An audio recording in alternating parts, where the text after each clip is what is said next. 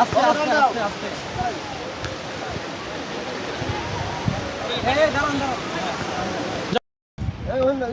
কানা ধরে আগুন লাগবে কানা বলি কিন্তু টানা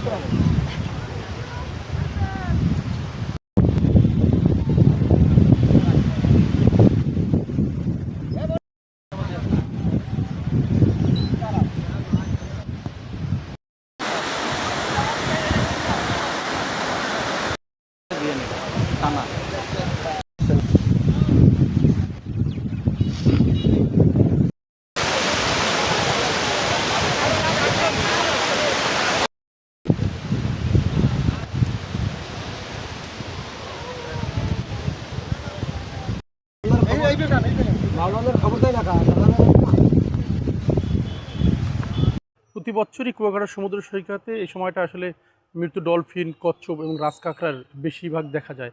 কিন্তু এবছরে আবার নতুন করে আমরা যে রাজকে দেখলাম 8 ফিট দৈর্ঘ্য একটা ইরাবতী প্রজাতির ডলফিন। গত 2 দিন আগে দেখলাম একটা কচ্ছপ, তার আগে দেখলাম একটা লেদার প্রজাতির কচ্ছপ। আসলে এইভাবে যদি প্রতিনিয়তই সামুদ্রিক যে প্রাণীগুলো আছে এগুলার মৃতদেহ উপকূলে ভেসে আসে, আসলে এগুলার কারণ আমরা কি ভাবতে পারি? এগুলো হয়তো আপনার যত দ্রুত সম্ভব যদি সংরক্ষণ করে রাখা হয় এবং এটা নিয়ে গবেষণা করা হয়, তাহলে যত দ্রুত সম্ভব এটার আসলে মূল রহস্যটা বের করা যাবে।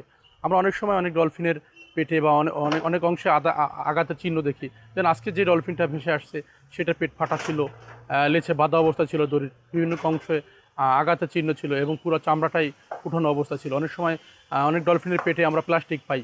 যত দ্রুত সম্ভব আসলে এইসব গুলোর যদি ব্যবস্থা না নেওয়া হয়, একসময় সামুদ্রিক যে প্রাণীগুলো আছে, বন্ধু সবল যে প্রাণীগুলো আছে, এগুলো আমাদের মাঝখান থেকে হারিয়ে যাবে।